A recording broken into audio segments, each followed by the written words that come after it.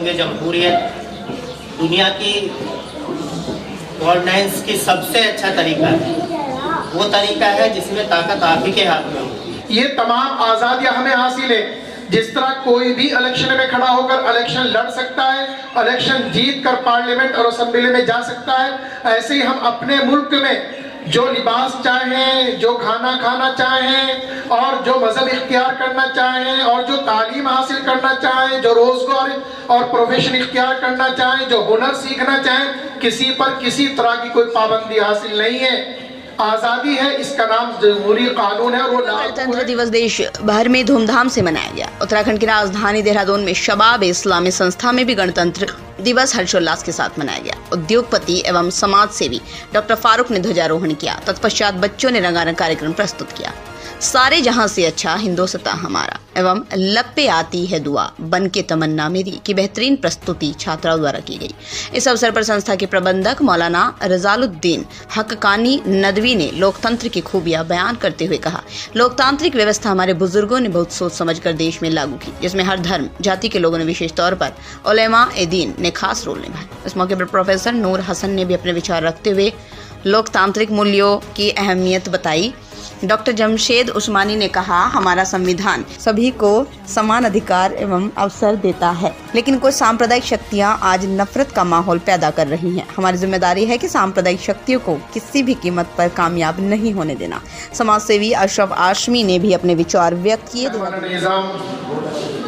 असातिज़ा और उस्तानिया साहिबात और अजीज तलबा और तालिबात, आज का हम ये प्रोग्राम जो मुनक़िद कर रहे हैं और हमें अल्लाह तबारक व तआला ने मौका इनायत किया है, इस मौके पर जहाँ हमें अपनी इस खुशी का इजहार करना चाहिए कि हमें अपने मुल्क में हर तरह के आज़ादी का कानून बनाया हुआ हासिल है, उस पर चलाया जा रहा है नहीं चलाया जा रहा इस वक्त, उस पर ज़रा वो दूसरी बात है, लेकिन अल्हम्दुलिल्लाह इसको जमहूरियत कहते हैं। जैसे हमारे मुफ्ती साहब ने बताया कि जर्रे जो चमकदार होते हैं, जो चमकते हैं, वो सारे बहुत सारे जर्रों पे एक जर्रा ही नुमाया हो जाता है। तो हमारा ये कानून जो जमहूरी कानून है वो सारे कानूनों पर नहीं बल्कि सारी हरकतों पर नुमाया है कि अगर इस कानून पर ज़िंदगी हमारे मुल्क वाले गुजारेंगे, खा वो किसी मजहब के मानने वाले हों, किसी सूबे में बसने वाले हों और कैसे ही लिबास पहनने वाले हों और कोई ही ग़िज़ा खाने वाले हों, सबको मोहब्बत के बराबरी के हुकूक हासिल हैं। कोई किसी के लिबास पर, किसी की ज़बान पर, किसी के रंग और नस्ल पर और किसी के गांव और करिए पर और किसी के सूबे पर कोई एतराज़ नहीं कर सकता है। ऐसे ही उनको इबादतें अपने मजहब के मुताबिक अंजाम देने की आज़ादी हासिल है। ऐसी अपनी अपनी मजहबी किताबें पढ़ने और उनके प्रचार करने की भी आज़ादी हासिल है। ये तमाम आज़ादियाँ हमें हासिल है। जिस तरह कोई भी इलेक्शन में खड़ा होकर इलेक्शन लड़ सकता है, इलेक्शन जीत कर पार्लियामेंट और असेंबली में जा सकता है, ऐसे ही हम अपने मुल्क में जो लिबास चाहें, जो खाना खाना चाहें और जो मजहब इख्तियार करना चाहें और जो तालीम हासिल करना चाहें, जो रोजगार और प्रोफेशन इख्तियार करना चाहें, जो हुनर सीखना चाहें, किसी पर किसी तरह की कोई पाबंदी हासिल नहीं है। आज़ादी है, इसका नाम जमहूरी कानून है और वो लागू है। उसी को बचाना है और उसी पर अमल करना है, उसी के पैगाम को आज जो में जो मीडिया है, ये मुल्क हमारे बुजुर्गों की कुर्बानियों से आज़ाद हुआ।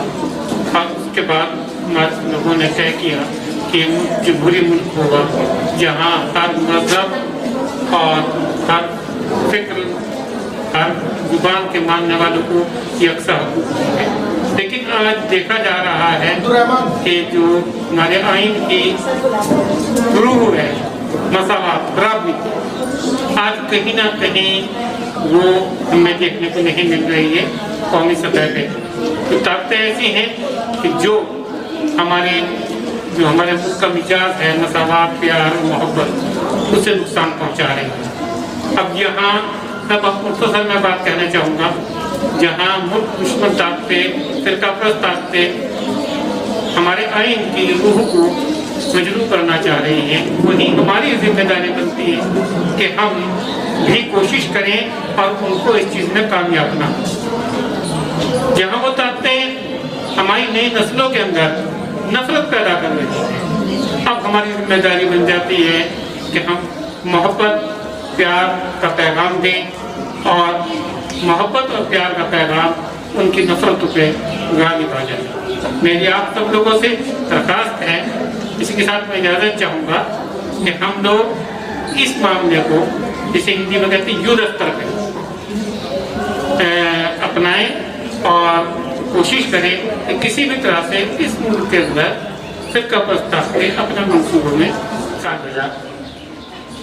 ये आज बड़ी खुशी का मौका है कि हम लोग यौम जमहूरिया पर इकट्ठे हुए हैं। आप सब जानते होंगे जमहूरियत दुनिया की गवर्नेंस की सबसे अच्छा तरीका है।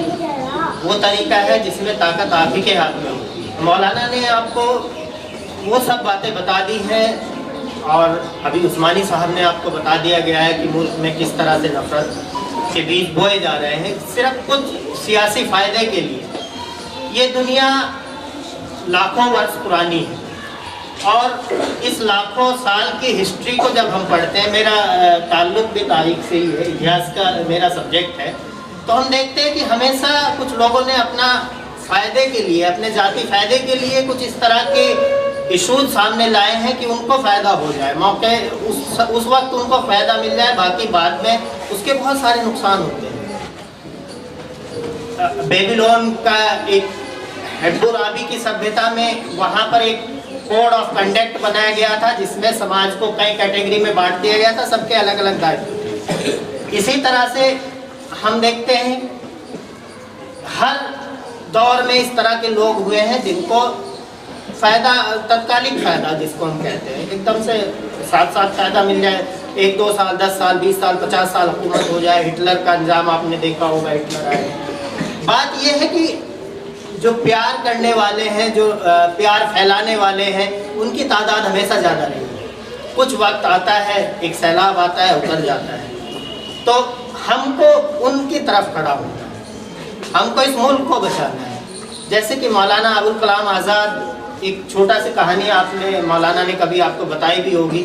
एक बार जा रहे थे तो कहीं पर स्टेशन पर रुके, बहुत सारे वहाँ पे दूसरे मजहब के जो साधु थे, ईसाई थे, सब बैठे हुए थे। तो वो गए, टॉयलेट्स बहुत गंदी थी, मौलाना गए उसको साफ़ करके आ गए। उन्होंने पूछा कि आप क्यों गए? कि मुझे ये गंदगी जो है उससे ज़्यादा गंदी लगती है जो बाहर की एक ताकत हमारे मुल्क पर आकर के राज कर रही है। मैं आपके लिए टॉयलेट साफ़ कर सकता हूँ। बहुत सारी मिसालें हैं, बहुत सारे नाम इतिहास से गायब कर दिए गए हैं। हम पढ़ते हैं, जब हम पढ़ते थे तो वो नाम थे, आज वो नाम इतिहास की किताबों में नहीं। तो हम सब की जिम्मेदारी है।